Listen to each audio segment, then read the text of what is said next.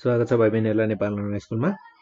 हामीले ट्रान्सफर्मेसनमा लङ क्वेशन्सहरुको बारेमा डिस्कस गरिरहेका छौं र लङ क्वेशन्समा डिस्कस गर्ने क्रममा हामीहरुले 10 वटा टाइपमा डिभाइड गरेका थियौं र त्यही क्रममा हामीहरु अब लास्ट अन्त्यतिर छौं हामीहरुको टाइप 10 मा।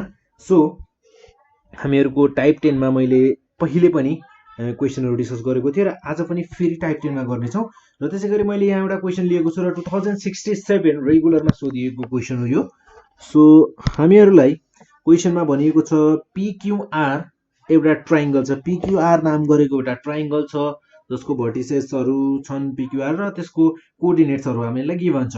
So find the image of triangle PQR भन्छ under the rotation of positive 90 degree about the point 0,0 यानी कि ओरिजिन को अबाउट मा, then followed by the enlargement about the centre 2,1 and scale factor 2 र enlargement भएको छ र सेन्टर त्यसको 2,1 छ भनेर मान भनेर भनेको छ।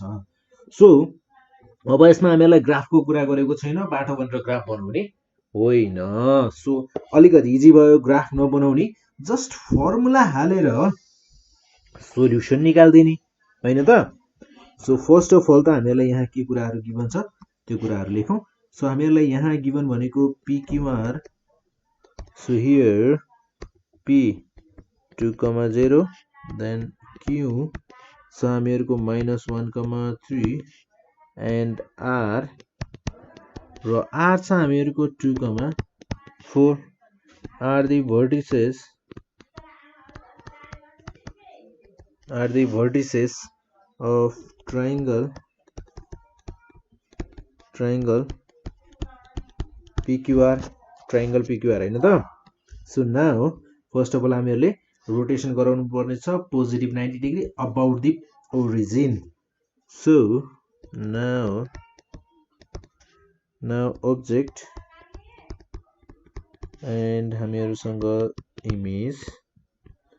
सो इमेज ऑब्जेक्ट हामीहरुको मान हो x,1 एज अ स्याम्पल लिउँ यसलाई। सो यसलाई यदि हामीहरुले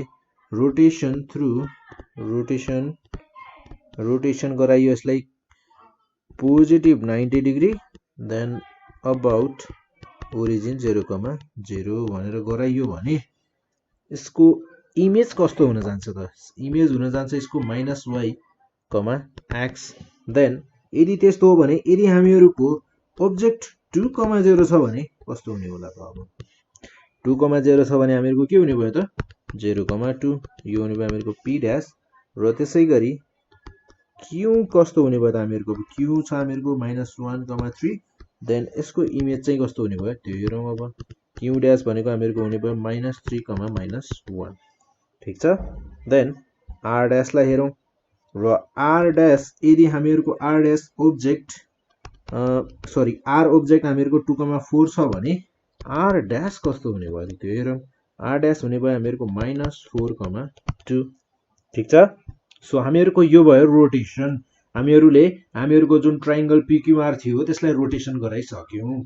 अब रोटेसन गराइसकेपछि यसलाई फेरि हामीहरुले इन्लार्जमेन्ट गर्नुपर्ने छ, यसलाई इन्लार्ज गर्नुपर्ने छ। So again object, so object as a sample लियौ हामीहरुको x,y यो भयो ऑब्जेक्ट र यसको हामीहरुले गर्नुपर्ने छ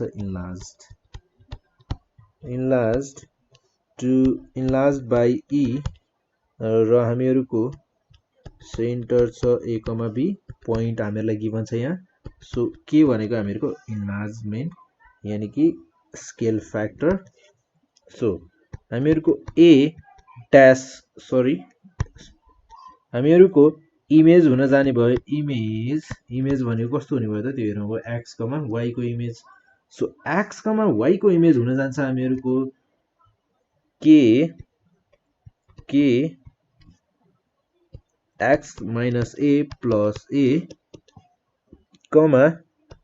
k y minus b plus b ठीक छ। देन यदि त्यस्तो हो भने हामीहरुको यदि ऑब्जेक्ट P डैश 0,2 छ भने यसलाई इन्लार्जमेन्ट गर्दा कस्तो हुने भयो हेरौँ न त। सो अब यसमा हामीहरुको इन्लार्जमेन्ट भनेको इन्लार्ज्ड बाइ ई भयो र सेन्टर हामीहरुलाई इन्लार्जमेन्टको लागि सेन्टर हामीहरुलाई कति दिएको थियो त 2,1 देन हामीहरुको स्केल फ्याक्टर थियो र हामीहरुको स्केल फ्याक्टर थियो -2 हामीहरुको स्केल फ्याक्टर थियो -2 सो हामीहरुको स्केल फ्याक्टर -2 थियो सो देन हामीहरुको यहाँ p डबल ड्याश भनेको कति हुने भयो 13 सो p डबल ड्याश भनेको हामीहरुको हुने भयो -2 सो 0 -2 देन +2 2 -2 2 -1 देन +1 ठीक छ सो q ड्याश हामीहरुसँग छ -3 -1 देन इन्लार्ज्ड गर्दा यसलाई यो हुने भयो हामीहरुको q double dash so q double dash भनेको सो हामीहरुको यसलाई चाहिँ हामीहरुले क्याल्कुलेसन गरिहालौं है सो यो हुने भयो हामीहरुको 2 0 -2 प्लस सो यो हुने भयो हामीहरुको +6 सो यहाँ हुने भयो हामीहरुको -1 +6 -1 देन q ड्याश भनेको हामीहरुको -3 -1 हैन -3 -1 then -2 -3 plus 2 plus 2 then -2 -1 so +1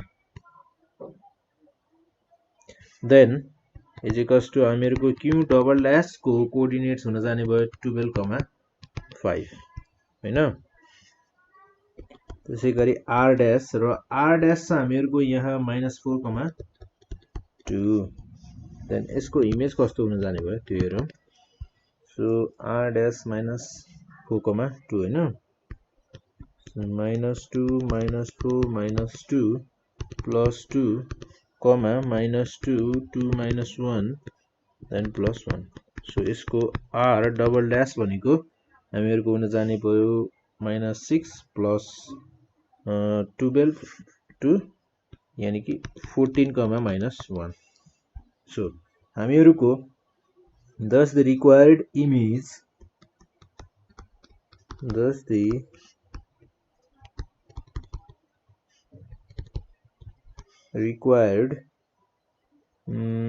images of the given object are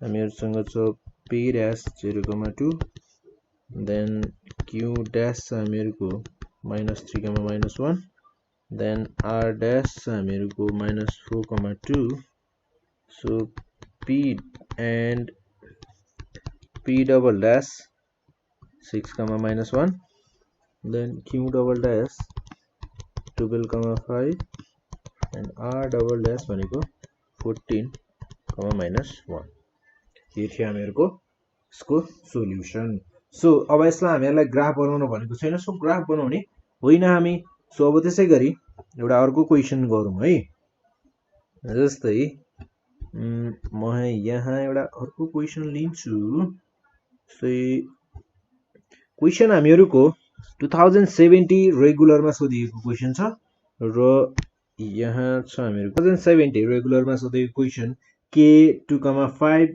l -1,3 m 4,1 आदि vertices of triangle KLM भनेको छ र त्यसैगरी हामीहरुलाई coordinates of the vertices of the images of triangle KLM under the rotation of -90 degree about the origin followed by the enlargement 0,0 and scale factor 2 भनेर भनेको छ र यसमा पनि हामीहरुलाई ग्राफ बनाउन जरुरी छैन सो बाटो भनेर यसमा पनि ग्राफ बनाउने होइन सो त्यसैगरी अब फर्स्ट अफ अल हामीहरुलाई गिवन के छ त्यो लेखौं गिवन हामीहरुलाई भर्टिसेसहरु छन् सो भर्टिसेसहरुको बारेमा लेखौं यहाँ here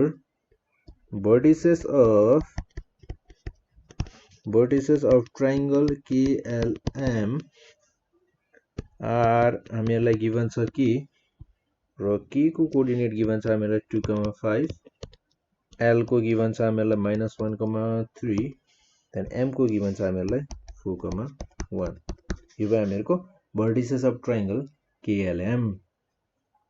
So we know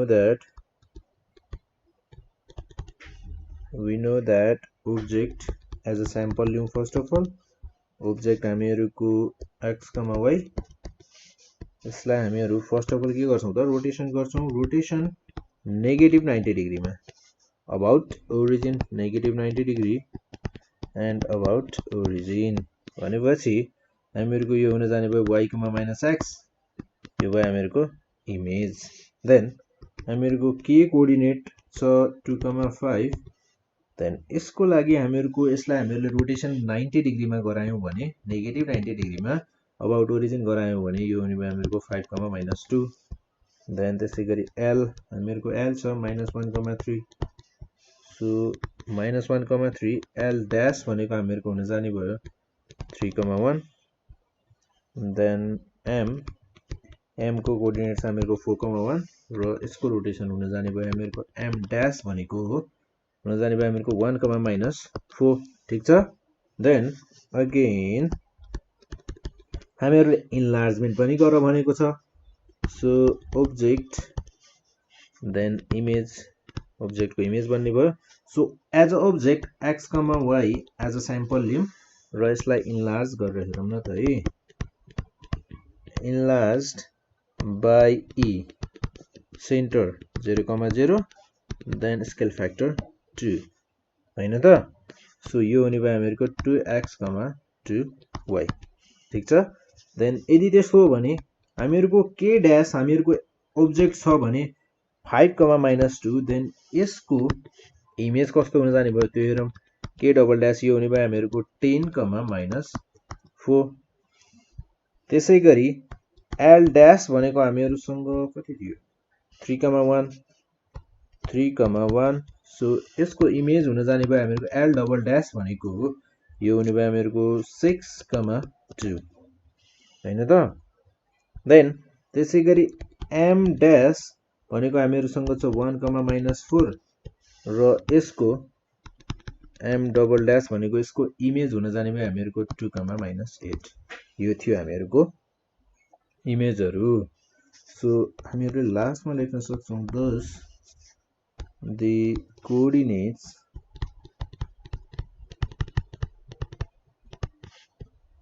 of images are